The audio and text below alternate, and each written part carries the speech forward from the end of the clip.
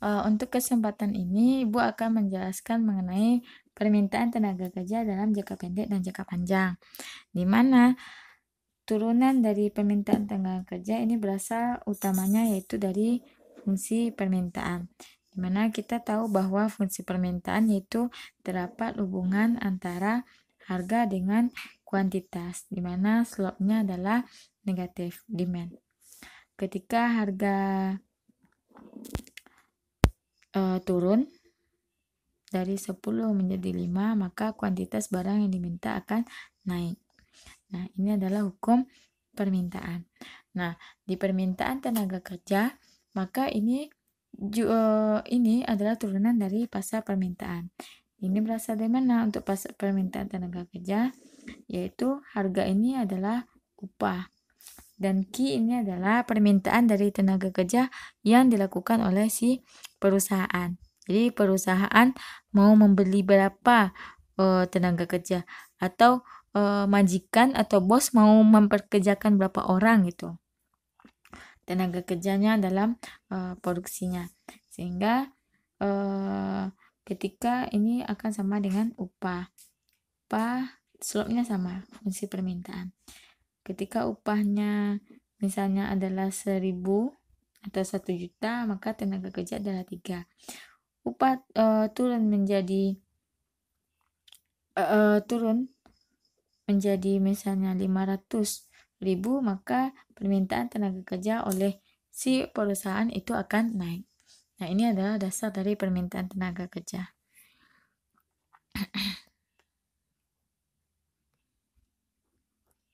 Jadi bisa kita simpulkan bahwa kurva permintaan tenaga kerja itu menggambarkan jumlah maksimum tenaga kerja seorang pengusaha yang bersedia untuk mempekerjakan tenaga kerja pada setiap kemungkinan tingkat upah dalam jangka waktu tertentu. Nah, dalam jangka waktu tertentu ini kita lihat dulu apakah nanti fungsi produksinya dalam jangka pendek dan dalam jangka panjang. Nah, ini berkaitan dengan fungsi produksi.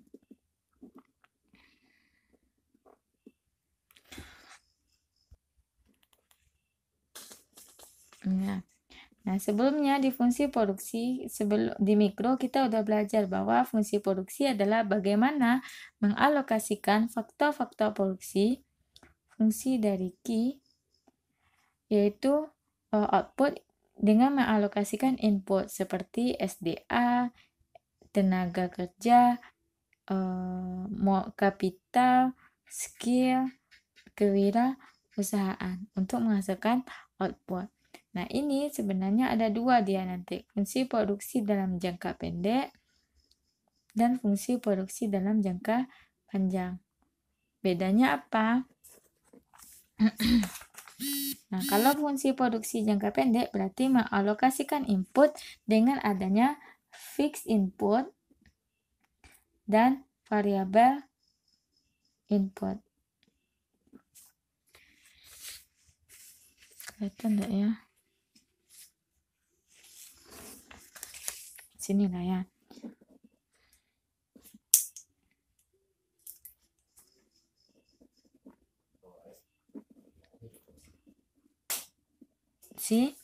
Di mana fungsi produksi ini ada itu jangka pendek dan ada jangka panjang. Di jangka pendek berarti ada variabel input, ada variabel input, dan fixed input. Sedangkan dalam jangka panjang hanya terdiri dari variabel input. Apa itu variabel input? Yaitu input yang berubah seiring dengan pertambahan output. Yang sudah Ibu jelaskan kemarin kayak mau buat donat, maka kalau misalnya mau menambah donat, maka perlu ditambahkan tepungnya, telurnya, terigunya. Maka penambahan terigu, tepung, dan telur itu akan menambahkan output, sehingga terigu, telur, dan terigu, telur itu termasuk kepada variabel input. Sedangkan fixed inputnya apa? Yaitu berubah pun output yang dihasilkan, tapi input adalah tetap. Contohnya kayak satu buah kompor untuk membuat 10 donat, satu buah kompor untuk membuat 20 donat, dan begitu seterusnya gitu. Nah, kalau dalam jangka panjang, yang fixed input tadi, yang satu kompor tadi itu sudah berubah menjadi 2. Yang satu cetakan donat tadi sudah berubah menjadi 5 misalnya. Nah, inilah nanti yang akan kita turunkan. Ini ya, fungsi produksi inilah yang nanti arahnya kepada ke permintaan tenaga kerja. Di mana nanti ada permintaan tenaga kerja dalam jangka pendek. Berarti di sini ada yang fixed input dan ada yang variable input.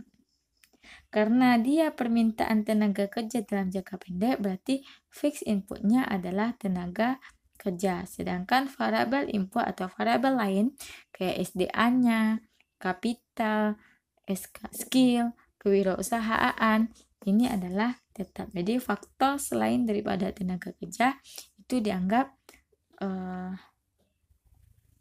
ini kebalik ya.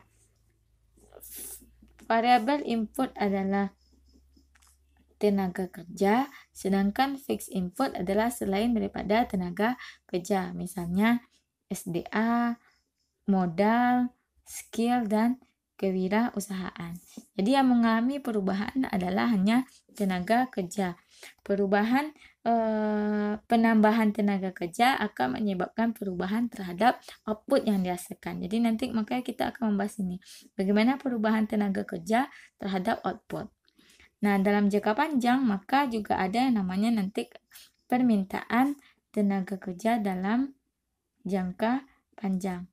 Artinya bahwa tadi fungsi produksi jangka panjang hanya terdiri dari variable input. Maka variable inputnya tidak hanya tenaga kerja, tetapi juga faktor-faktor lain seperti SDA, ada kapital atau modal, ada skill, dan kewirausahaan. Gitu. Masuk yaitu permintaan tenaga kerja dalam jangka pendek. Artinya di sini variabel input berupa tenaga kerja atau labor, ya kan? Sedangkan fixed input, kenapa ada fixed input? Karena dia dalam jangka pendek. Jangka pendek pasti ada variabel, ada fixed. Fixed input itu diasumsikan yaitu faktor selain daripada tenaga kerja. Tadi kan ada SDA, ada modal, ada skill, ada tenaga kerja, ada KWU. Nah, ini input-input yang lain ini adalah tetap. Kita asumsikan adalah 2 aja ya, modal. Maka modal adalah tetap. Yang ini juga tetap. Tapi untuk membuat gambar kan biasanya hanya 2. Nah, makanya di tabel 21, saudara cek di tabel 2.1, itu yang mengalami perubahan hanyalah si tenaga kerja. Sedangkan untuk modal itu diasumsikan tetap. Kenapa? Karena dia dalam jangka pendek.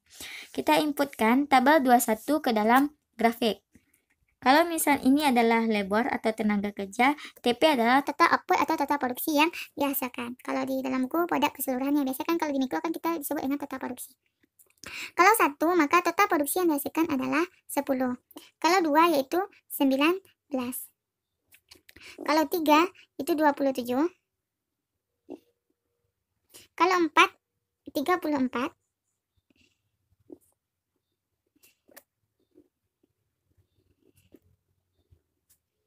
Kalau 5, 40.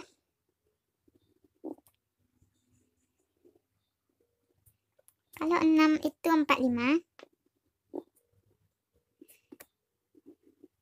7, 49. 8, 52. Sini misalkan 9 itu 54. Ini ya. 10 itu adalah 55.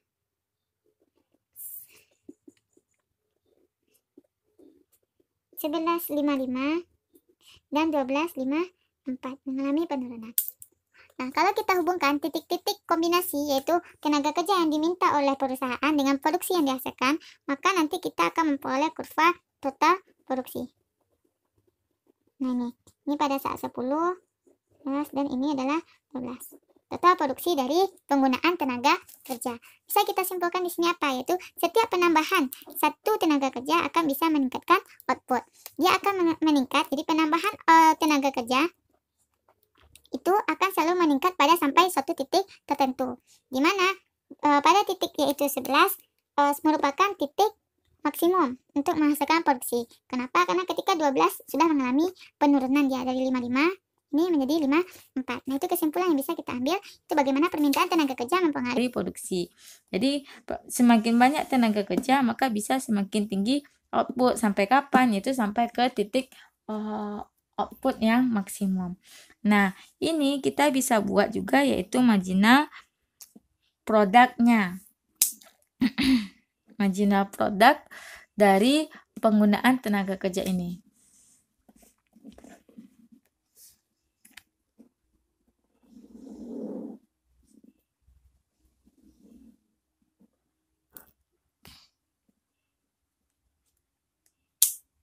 Nah, ini marginal product, yaitu rumusnya apa?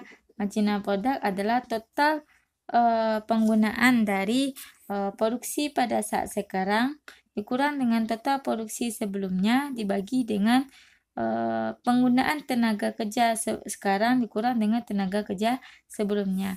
Makanya untuk yang jika menggunakan 1 orang tenaga kerja, maka berapa MP? Maka kita belum bisa mencarinya. Coba yang 2, berarti penggunaan 2 tenaga kerja, mungkin sudah lihat di buku ya. Jadi penggunaan tenaga kerja yang 2 itu menghasilkan 19. Berarti di sini adalah 19 produk yang dihasilkan dikurang dengan sebelumnya adalah 10 dibagi dengan tenaga kerja yang digunakan 2 dikurang dengan 1. Maka di sini berapa? 9 dibagi 1 yaitu 9. Berarti pada saat 2 marginal produknya adalah 9. 3 berapa? Berarti 27 dikurang 19 dibagi dengan 3 dikurang 2. Maka hasilnya adalah 8.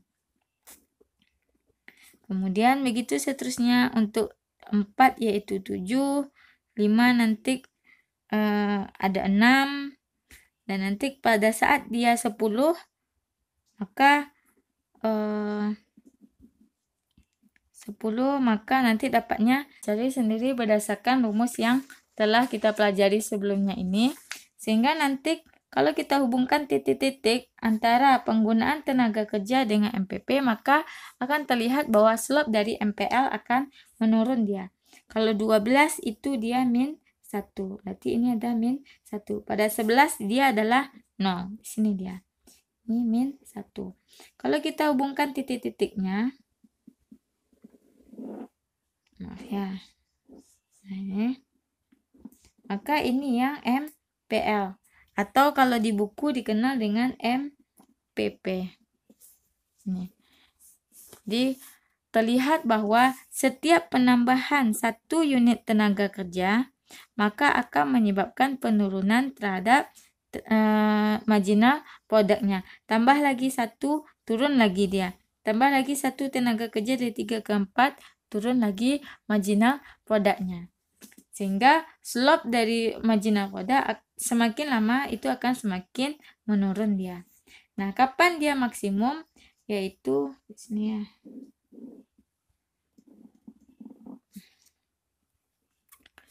Ini typo ya, nih nah. Yaitu pada saat apa? Pada saat MPL itu sama dengan 0 atau MPP sama dengan 0. Atau pada saat apa? Titik produksi yaitu sudah maksimum dia. Nih.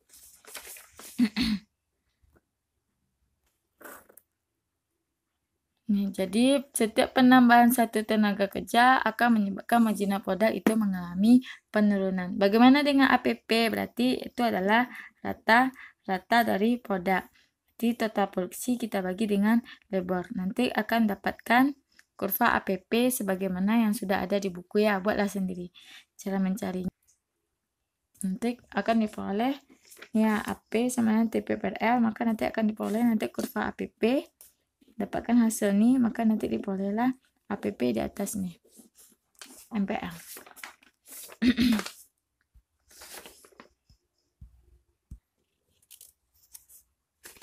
Nah, ini. Jadi setelah kita turunkan tadi, maka akan diperoleh yaitu kurva MPP. Nah, MPP ini kita bisa mencari yaitu nilai produk fisik marginal atau value marginal produk fisikal. Rumusnya yaitu P dikali dengan MPP. P ini adalah harga. Harga itu diperoleh dari apa? Yaitu permintaan sama dengan penawaran. Yaitu dapat diperoleh di perpotongan antara demand dan supply. Misalnya ini. Ini asumsikan adalah 40, berarti permintaan tenaga kerja upahnya adalah 40. Maka VMPP yaitu 40 dikali dengan MPP. Berarti VMPP untuk itu 40 dikali dengan MPP. Kalau untuk 2 tenaga kerja, berarti 40 dikali dengan MPP untuk 2 tenaga kerja tadi yaitu 9 kali 9. Berarti 360. Untuk 3 tenaga kerja, berarti 40 dikali 8. 320. 4 berapa? Yaitu 40 dikali 7. Yaitu berapa? 28. Begitu seterusnya. 4 kan? 4 dikali 70 dikali 4 berapa? 80. Kalau misalnya 11 berarti tadi 11 nilainya adalah 0. Berarti 40 dikali 0 yaitu 0. Kalau 12 berapa? Yaitu 40 dikali min MPP-nya berapa? Min 1. Berarti nilainya adalah min 40. Begitu. Kita buatkan kurvanya sehingga kurva VMPP nanti dapatnya adalah kalau 9 berarti 40 dikali berapa MPP untuk tenaga kerja 9 tadi yaitu 2. 40 ke 2 yaitu dapat nilainya 80. Nah, kita buatlah kurvanya. Susah. Nih ya. Nah, kita buatlah kurvanya. Ini. Masukin kalau 2 tadi yaitu 360, kalau 3 tenaga kerja 320. Jadi kita mulai dari paling besar. 50, 100, 150. Ya. Pada saat 2 tenaga kerjanya tadi dapat nilai VMPP yaitu 360. Ini kalau 3 tadi dapatnya adalah 320. Ya, 320. Kalau 4 dapatnya 280, berarti buat juga 280 untuk 4. Cari sendiri, ibu masuk aja langsung 9. 9 itu adalah 80. Kemudian 11 itu 0. Dan di 12 itu min 40. Berarti di bawah. Sini. Kita buka titiknya.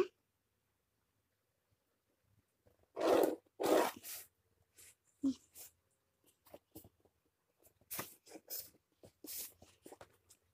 Kedua, ini untuk 3, 4. Ini untuk 9 tadi 11 dan 12. Sehingga ini yang dikenal dengan VMPP. Nah, VMPP tadi sudah diketahui bahwa untuk harga tenaga kerja yaitu di 80. Maka kita buat juga di 80. Nah, ini adalah supply atau MFC atau marginal fixed cost-nya. Nah, dari grafik tadi setelah kita buat, maka kita bisa mengambil kesimpulan bahwa ternyata FMPP yang merupakan permintaan perusahaan akan tenaga kerja itu maksimum terjadi pada saat 9 tenaga kerja. Kalau dibukukan hari kerja, kalau dibukukan pakai tenaga kerja. Jadi untuk satu tenaga kerja dibayar adalah $80. Nah, kenapa di 9? Yaitu pada saat keseimbangan antara VMPP dengan biaya marginal.